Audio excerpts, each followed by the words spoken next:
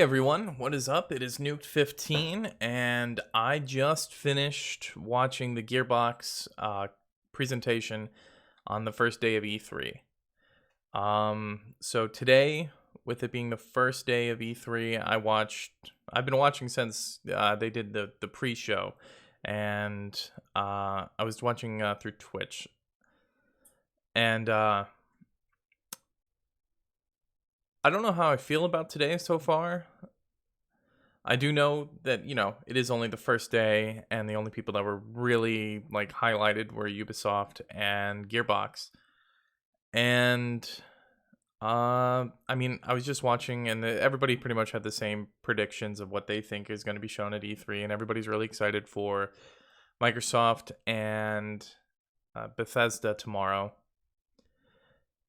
And I don't know, I felt today was really lackluster. Like, I know the crowds aren't there, and the crowds definitely help with the reactions of certain stuff. They didn't really have any special guests. I mean, like, what's the point of doing it if there's, like, Keanu Reeves isn't coming out this year? Because what's the point? There's no crowd. So I guess it gets started here with the Ubisoft presentation.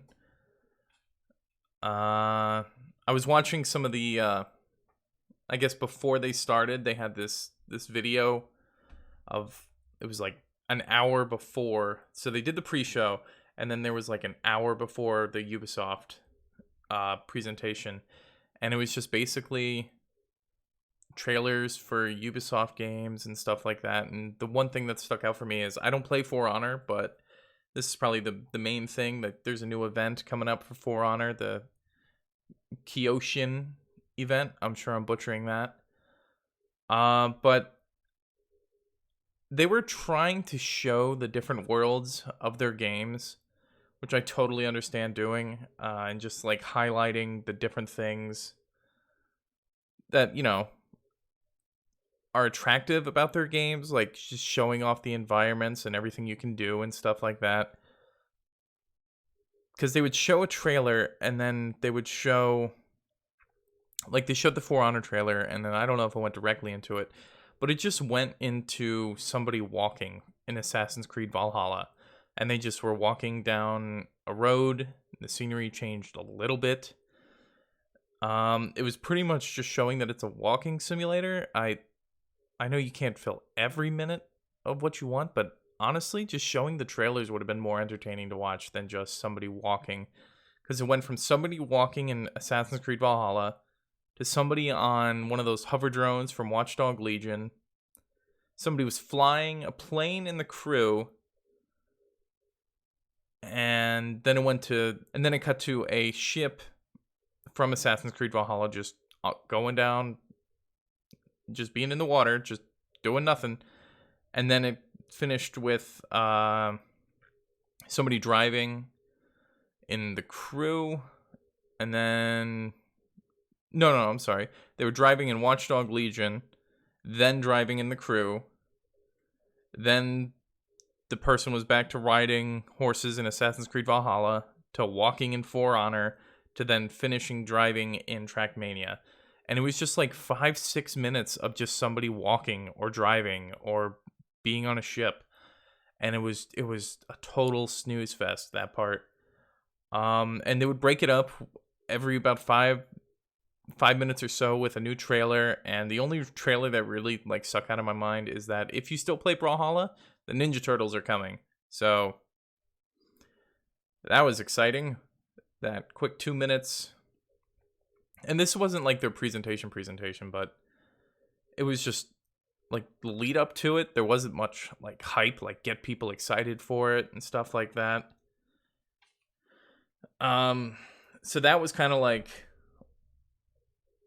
a lull before what was supposed to be the start of E3. I mean, you're the first presentation. Go big. Get it, you don't have to compete with the big dogs. Like, you don't have the same money that Microsoft has or Sony has, but Sony's not even going to be there. Go big, do something exciting.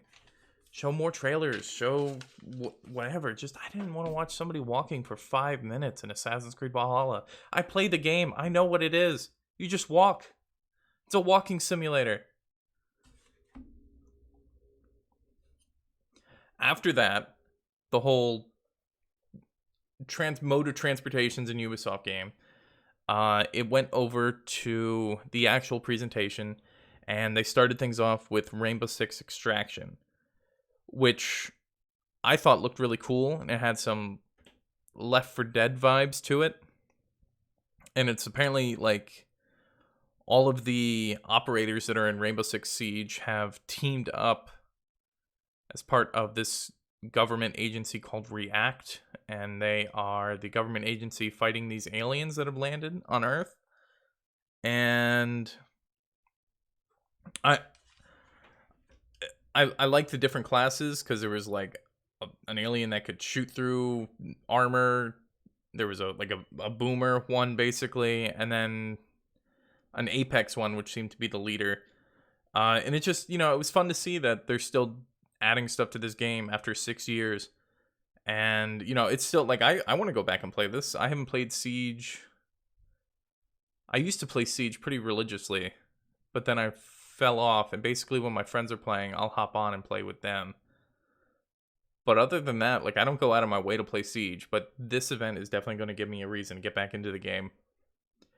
The thing that I thought was really cool was when you go in with your group, if one of the operators gets killed by the aliens, they get captured, and you lose access to play as that operator until you do a rescue mission in which you go in and save that operator. And I thought that was pretty cool. And that's probably a good way to I don't know how their setup's going to be, if they're going to give you every single operator that you have unlocked, or like they're going to give you 6 to 8 of them and be like, if you want them, you have to go rescue them type thing. So, well, they probably can't do that with like the ones that you bought with in-game currency and whatnot.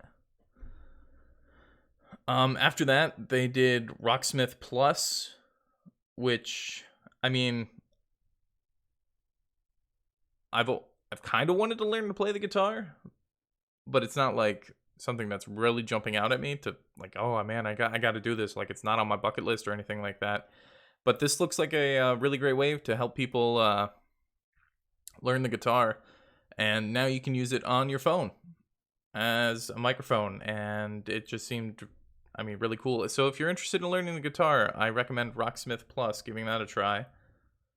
After that was a game that I heard about, I think it was maybe 2 years ago at E3, and I totally forgot about it. It's called Riders Republic.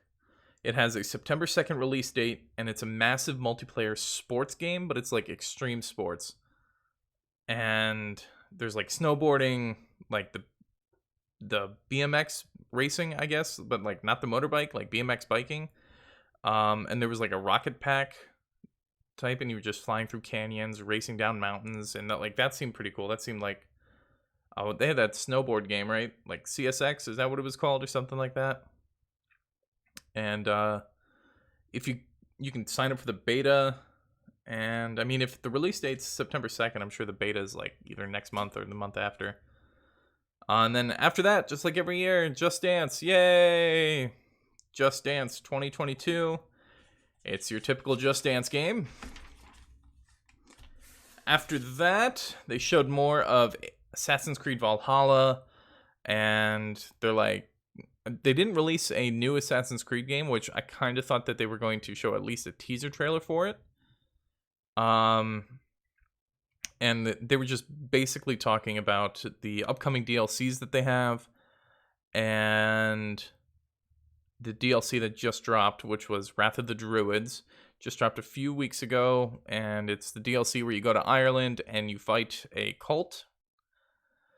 And then they talked about the upcoming DLC for this summer, which is the Battle of Paris, and it's the largest battle.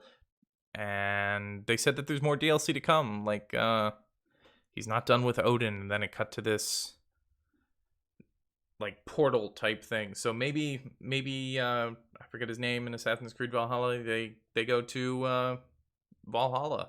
Actually, go to Valhalla, and they they fight the gods. But I mean, then how close are you getting to God of War type thing? So that seemed pretty cool, and I think they're probably going to stick with this Assassin's Creed for. They might. I don't know. They might release a teaser trailer next year, but it won't come out until 23 or something like that. But I expect more content to come out for Assassin's Creed Valhalla in the months to come. And then after that was the main thing that I was excited for from Ubisoft was learning more about Far Cry 6. And to me, it seemed like they showed... It looks to me that they showed the intro video, like before you take over controls of the character. They showed a little bit of the relationship between the villain and his son. And that they were trying to escape. The son was trying to escape on this boat. And then the main villain... got on the boat, and then it faded to black, and the whole ship went to gunshots, but he said he was going to let the people go, so they probably didn't shoot the people, they just shot up the boat, and you wake up on the island or something like that. And then the game starts.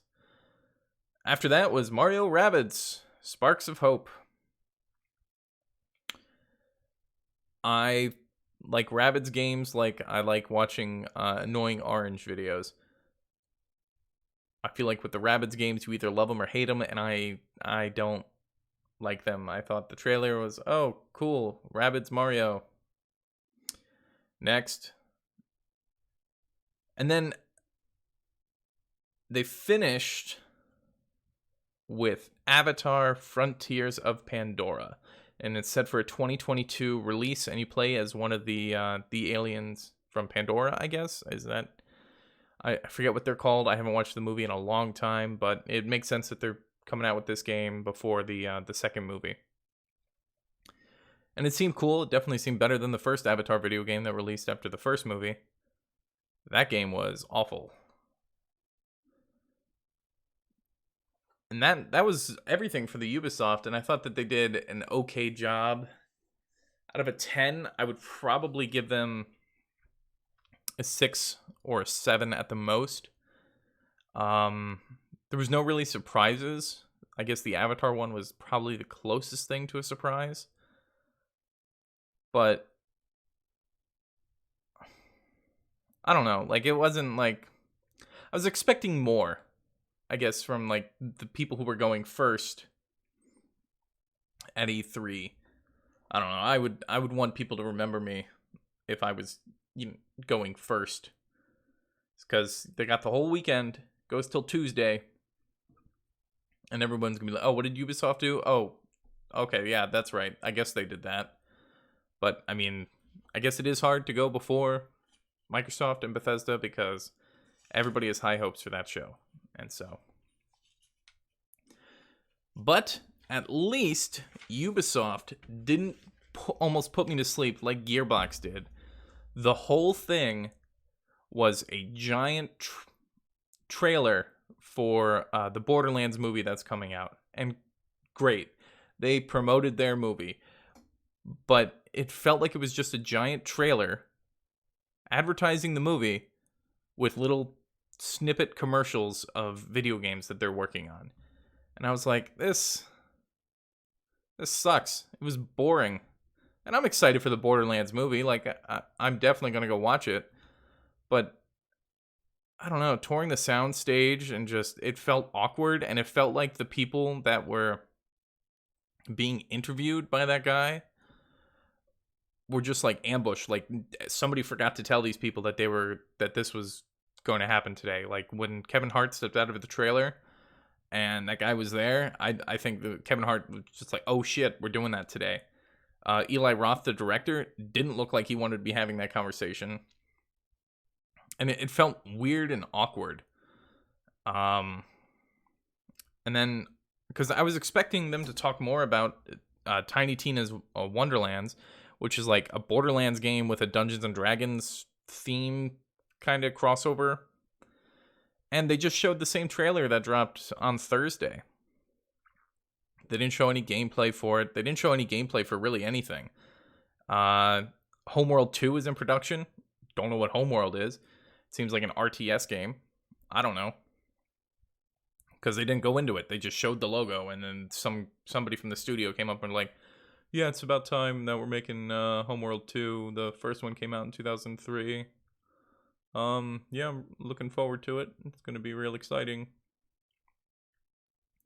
After that, they went to Tribes of Midgard, which is coming out on July 27th. It was like a little Viking game, and it was basically, I guess, you just defend the settlement from monsters. You go out and gather supplies in the day, and then at night, you fight these hell spawn monsters that come to destroy this magical seal. And then every few days, there's a giant boss, and by giant boss, it's an actual giant that you have to kill. And you can play with up to 10 people, I think they said, so that's fun. They're like, you can play it by yourself, but it's more fun when you play with others. And I'm like, okay, thank you for that. Godfall is coming to PlayStation 4, and it's going to have a free upgrade to PlayStation 5, and that's going to be coming on August 10th. And that was it. That was it from Gearbox, because it was just a goddamn giant commercial for their movie. And again, if they showed a trailer for the movie, it would have been one thing. They talked about the movie a little bit, would have been another thing, but their whole presentation was just this giant, like, set tour of where the movie's being shot, and that was it. It was it. It was like, oh yeah, we're doing this game, this game, this game. By the way, did you know we're making a Borderlands movie? Here's Kevin Hart. If I were to give them a rating out of 10, I'd give them a 5. That's it.